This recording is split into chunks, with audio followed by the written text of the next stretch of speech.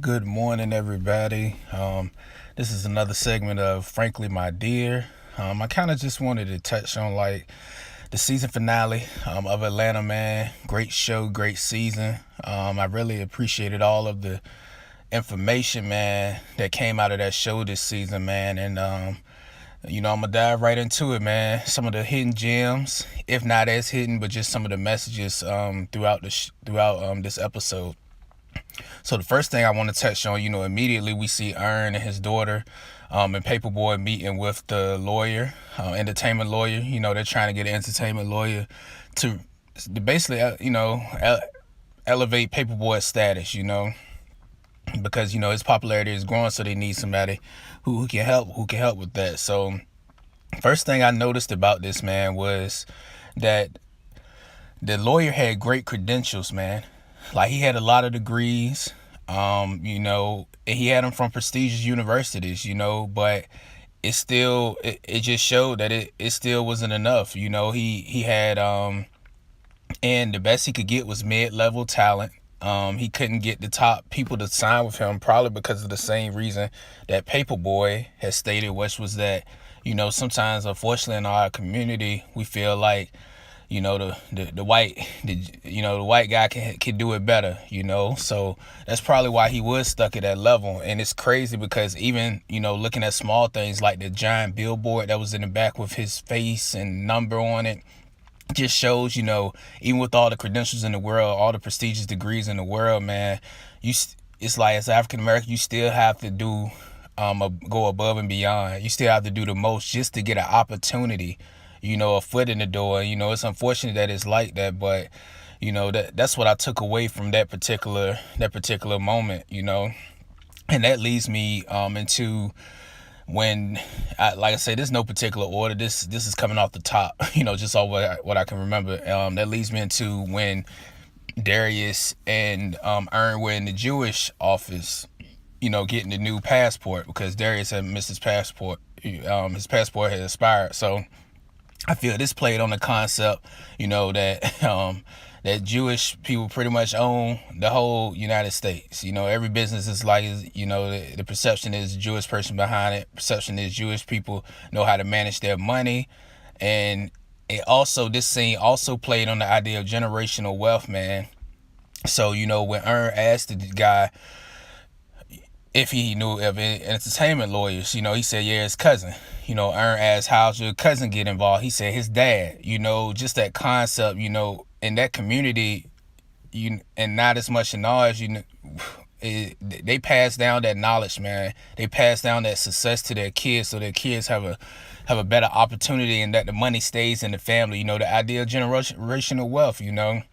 I feel like in our community, it's hard sometimes, especially with some of the backgrounds. Some of us are fortunate enough to have opportunity to do those things, but many aren't. Many have to worry about today, and they don't think about the future as much. And that scene was very powerful, especially when Earn asked him. That kind of leads me into another thing when Earn asked him, do you think it's a black guy who can do your job better than your cousin, more qualified? And the guy straight, he said, yeah, but it's about who you know.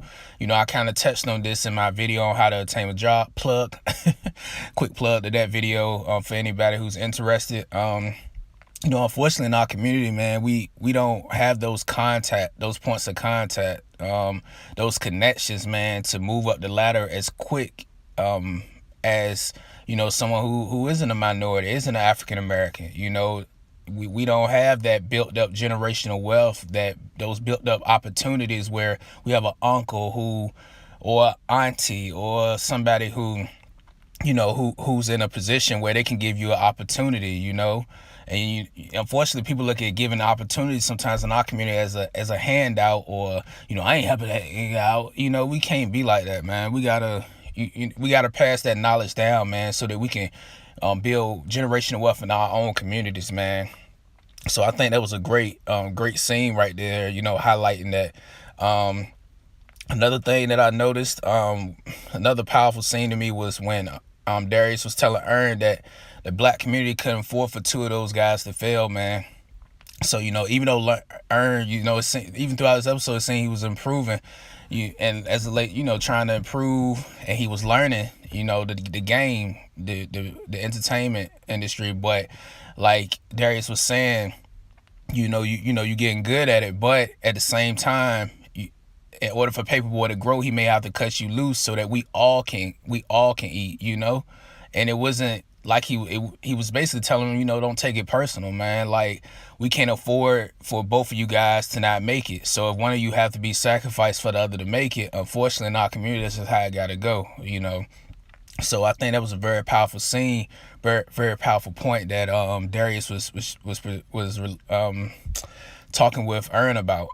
So that leads me into my next thing, another hidden gem. Well, I wouldn't say hidden gem. It was, this season was robbing season. So I feel like the theme of this episode was Earn was almost robbed of his opportunity, almost robbed of his livelihood, man, his ability to be successful, and last second he turned it around. Just when you thought he was done for, he was like his day couldn't get any worse. He slipped the gun, what we thought at the time, into the bag of Clark Kent's manager.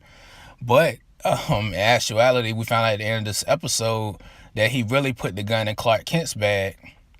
And I think at that moment they were trying to portray, he was trying to basically rob Clark Kent of his lead role, his stardom, because it was Paperboy's time. He was trying to put Paperboy in position to be the headliner. So he was trying to rob Clark Kent of that status. But of course, as we saw earlier episodes, Clark Kent, he's not gonna take the fall or responsibility for anything.